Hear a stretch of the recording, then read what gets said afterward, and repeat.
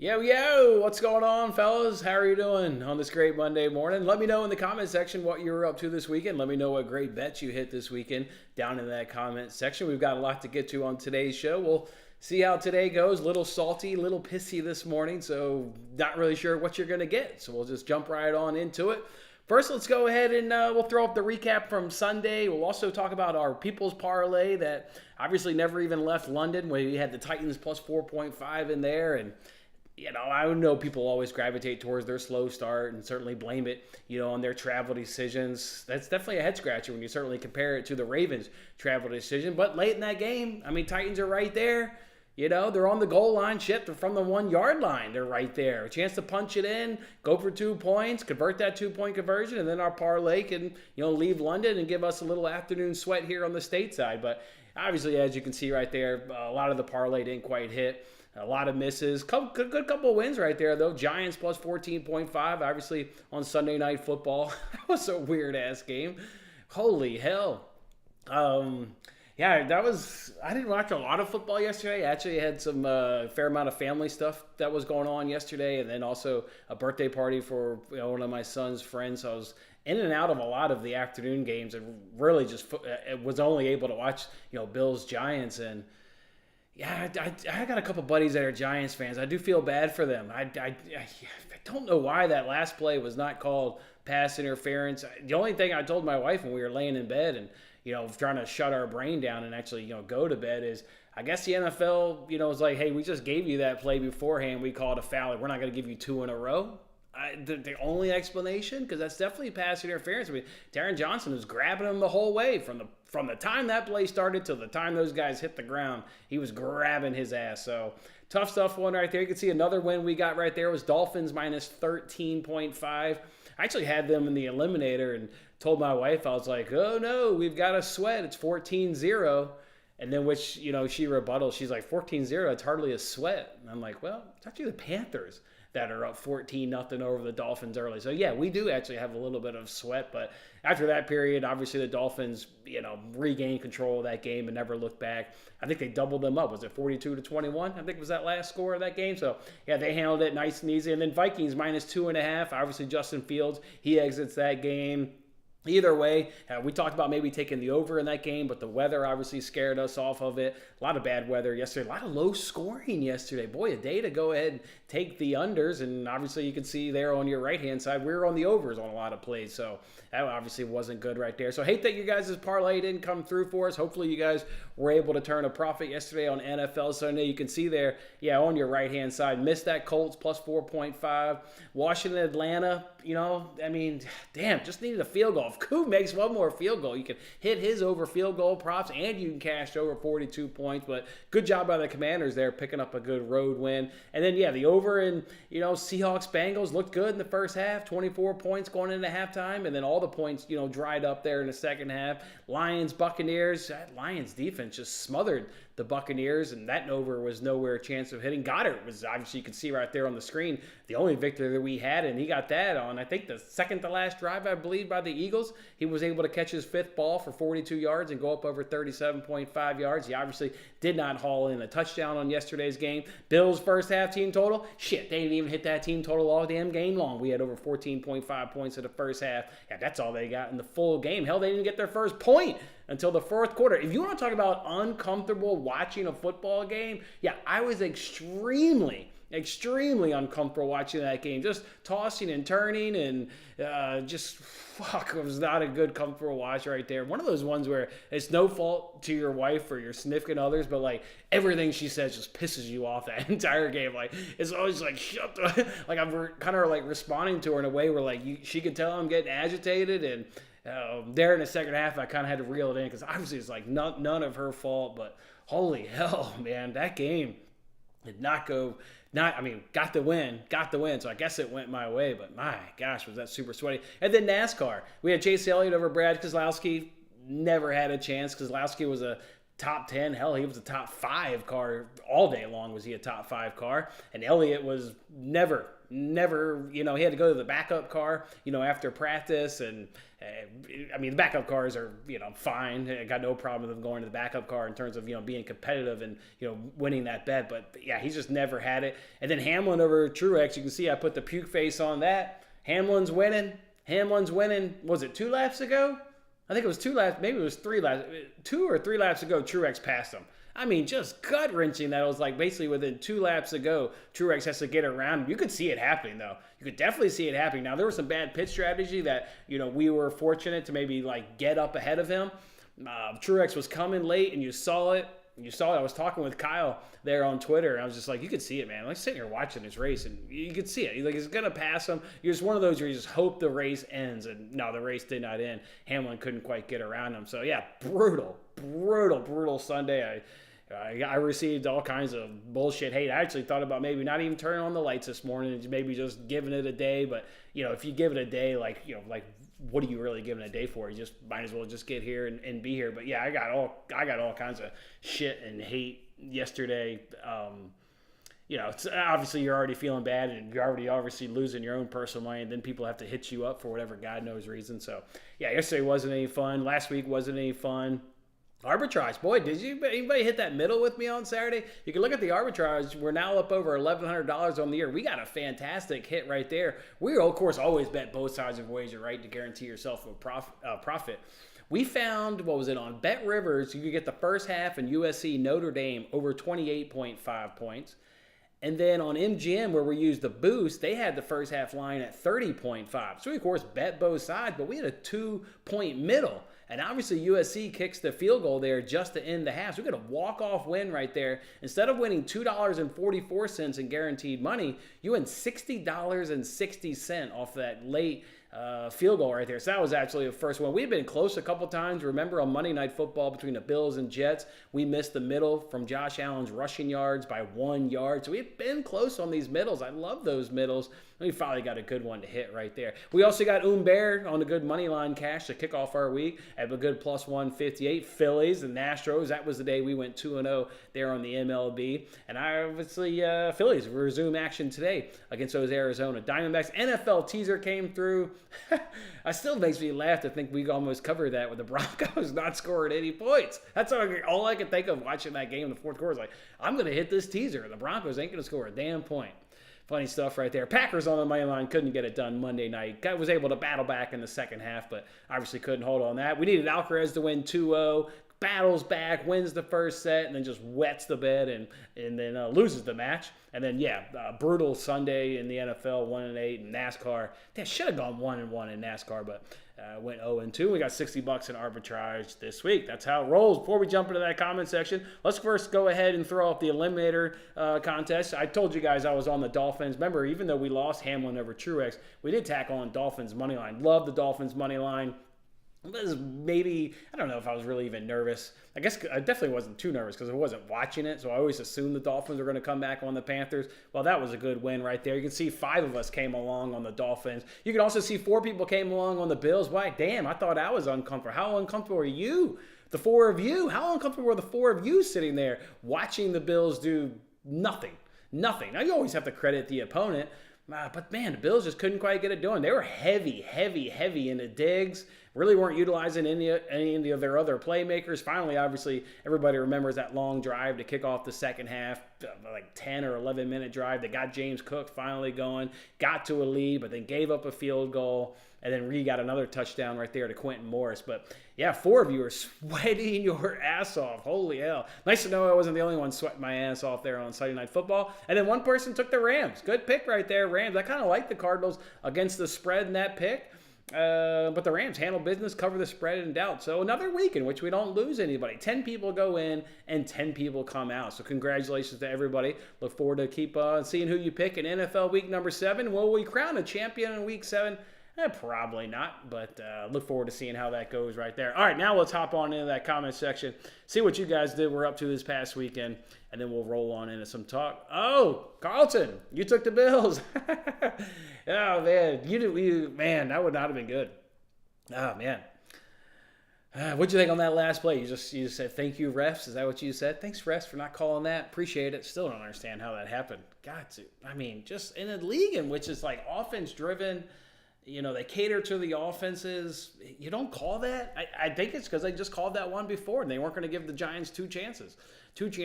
By the way, I tell you guys, I listened to a ton of press conferences. I added one to my repertoire this morning, just a one-time listen. I had to listen to Brian Daboll to figure out what happened there at the end of that first half with Tyrod Taylor. And, yeah, he didn't mix words. He was like, yeah, we called a pass.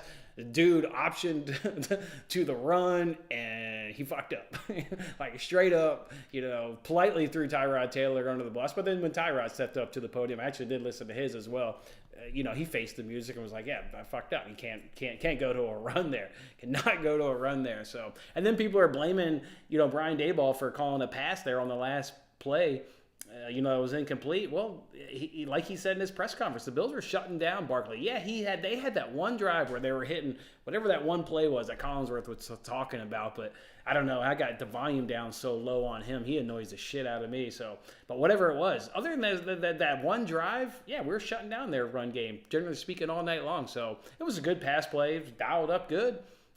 We just got away with cheating. What's up, Ross? Good morning, man. How are you doing, dude? What's up, man? That was a wild week for NFL. Just when I thought things were getting predictable. That is the NFL. Very, very low scoring. I mean, if you look, obviously we had a couple overs and obviously we missed. So, the under in Titans-Ravens hit, the under in Falcons-Commanders hit, the under in Bears-Vikings hit, the under in Bengals-Seahawks hit. Depending on what number you got on Browns-49ers, you either got a push or a hit on the under. Texans-Saints stayed under. Jaguars-Colts went over. Panthers-Dolphins went over. Raiders-Patriots probably went under. I'm not quite sure. Rams-Cardinals went under. Jets-Eagles went under. Lions-Buccaneers went under. And Bills-Giants game went under. So what was that? 2 overs all day? Just a weird day. You don't really get that. Obviously, the rules are catered towards the offenses having success. But what was that? That was damn near every over or every under but 2. Dolphins-Panthers and Jags-Colts. Day for unders. Not a good day to be on the unders. Woo. Woo. Oh, sorry. I missed the comment there. Let's catch one back here. Unseen lot the Jets starting. I didn't, I wasn't, I know he threw a couple picks. It wasn't a game I was fully focused, but is able to attention. But, yeah, losing your left tackle is not good. Is that a Zach Wilson? Just did enough, man. That defense is good. We talked about that way back in August. That defense is legit. They're always going to be in games. Defense is full on good. Defense is good. Bounce back day, Brian. We'll see. I'm hoping, man. Sure do need it. Could use a day to shut the people up that just kill me on Twitter. Jesus Christ. Didn't win one bet yesterday. Shit, Brian. Didn't win a bet yesterday. I only won one bet yesterday. I feel your pain, man. Those days aren't fun. I feel your pain, my man. Nebraska, what's going on, my man? Lost a handful of units yourself. Here's to getting it back. I like that. I like that mentality. I like what you and Brian are saying. Like it. Sorry I didn't get in hate. It happens. Yeah, I just don't get it. I don't get it. It's just easy. You sit behind a keyboard and want to talk shit, but appreciate it, Ross. Appreciate the kind words, man. Getting extremely, extremely uncomfortable watching Tyrod Taylor almost beat the Bills. Nice, Steven. Yeah, that was, man. That was, and obviously they're talking about throughout the game, Tyrod, basically ended our playoff drought. Dayball, that was uncomfortable, man. That was uncomfortable, Steven. Did not enjoy that.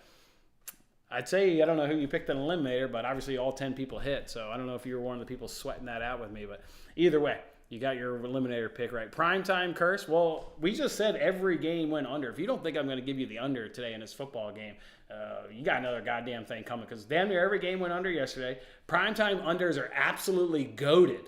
Absolutely goated. And I know people are going to say, well, Dak and Herbert and all that. Well, fucking defenses get paid too. So I'm on the under tonight. Under 51. Sign me up. Sign me up for under 51. Daytime playoff baseball, I'm on the unders in both baseball games. Saw yesterday's game 2-0 to the Texas Rangers. I liked the Astros yesterday. I was talking to Steven there on Twitter. Not that Steven, another one on Twitter. Like, I like the Astros. We're not paying minus 142 for any money line in the playoffs. Like, I mean, I thought the Astros could win, but if I'm going to bet that game here, say I'm taking the Rangers at plus 120. I'm not betting the Astros at minus 142. Even if you like the Astros to win the game, it's playoff baseball. You're not paying minus 142 at playoff baseball. Take the under hit. I'm on both unders today in the playoff game. Obviously, love the one in the National League with Gallen taking on Wheeler. And then Valdez taking on Eovaldi. Eovaldi seems to be back, and playoff Valdi he's a different animal right there, is playoff Valdi. So he's an absolute beast. No one hates when you get 6 out of 7. Bump him. Yeah, I hear that, man. Let's go, Phillies. Let's go, Phillies. Let's go. Can you kick off the NLCS with the win up against those Diamondbacks and Gallen, as we mentioned about? Let's talk NFL dogs, and I'm not logging in to buy it because, quite thankfully, I find it quite annoying. I told you guys I watched these videos back, and I think on Friday I was on the treadmill watching, and I'm watching myself painfully log into Barstool. So I've logged in. I've bought Chargers plus 1.5. You can see we hit 4 dogs yesterday. We hit Jets plus 260, Browns plus 400. Really, obviously the big one of the day right there. Texans plus 105, and Commanders were the dog at plus 115. You can see what the current balance is, and you can see that we're on Chargers plus 105, blindly betting. Really going to need that one to hit home to probably have enough money to do this next week. So hopefully that goes and hits right there. All right, going ahead and throwing up some bets for today. I'm riding this tennis match here in Stockholm. I'm just riding Freiburg. The local kid here, I'm looking for him to step up here on the home court right there. He's going up against Keshmanov there from Serbia. He's battling some injuries right now. He's battling some piss poor form right now. So give me the home kid here. And obviously I laddered it, and yeah, part of that was definitely, before you run and maybe tail all that, part of that was definitely all the hate I was getting yesterday. I was just kind of like, F it. I'll just bet what I want and, tail it, fade it, give a shit. But maybe you don't go as crazy as I did on the units, because some of that was, it was not a fun evening for the stuff I had to read. But, so that's where I fell on there on that tennis match. Like the kid here on the home soil, like him picking up the win here. And if he doesn't pick up the win, obviously I've got it laddered where as long as he keeps it close, then obviously I can turn a profit, and I fully expect him to certainly keep it close. So that's how we'll roll right there. Primetime, Monday Night Football, just going to go ahead and take the under, man. Every game wants to hit the under this week. All the primetime games want to go under, so sign me up for an under. Rangers, Astros under 8.5. You saw it yesterday in a nice 2-0 win.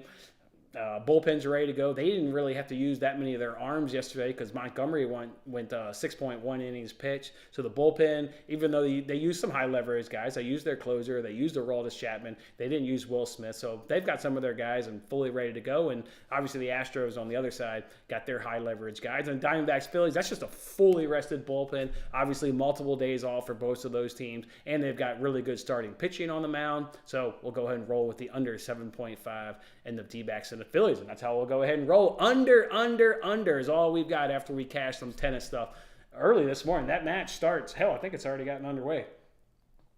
Oh, no, okay. Classic tennis. Nothing starts on time. So because this other match, well, it depends on if this dude can win the second set, then maybe it starts soon. But if it goes to a third set, you'll have, if you decide to tail, you'll have plenty of time if it goes a third set. It won't start till 11 my time here. So time to get it in if you want.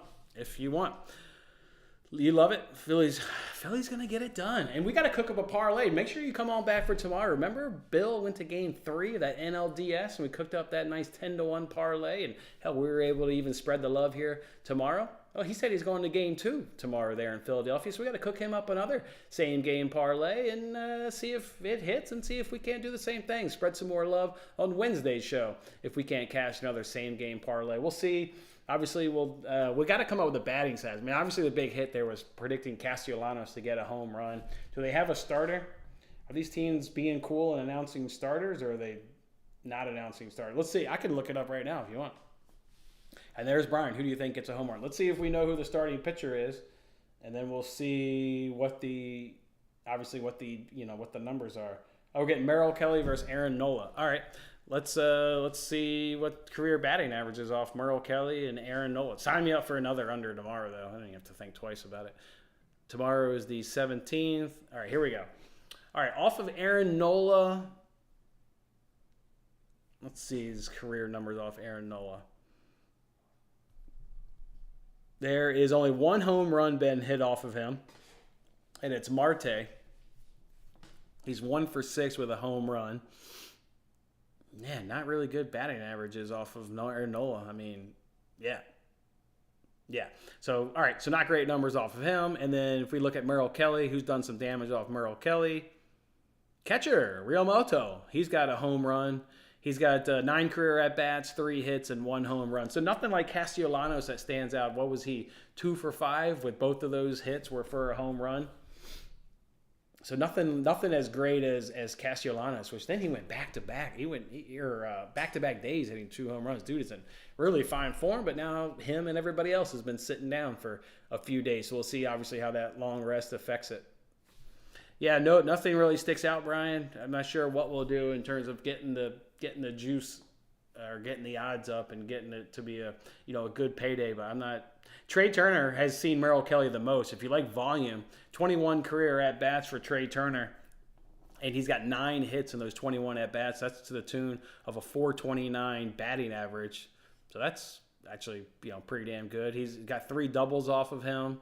Did he hit? I think he even hit that home. Yeah, he did hit a home run the other night too. So Trey Turner, at least from career batting average, he definitely looks the best off Merrill Kelly. Why don't we have? Oh, the American League doesn't play Tuesday. That makes sense. Okay. And then nothing really sticks out for off of Aaron Nola. So probably maybe do something with Trey Turner here, which is fine. I like Trey Turner. I like watching him. He good. I like watching Trey Turner. Hey, Bill, what's up, man? Work calls. I hear that, man. I hear that. Bills gave me a heart attack last night.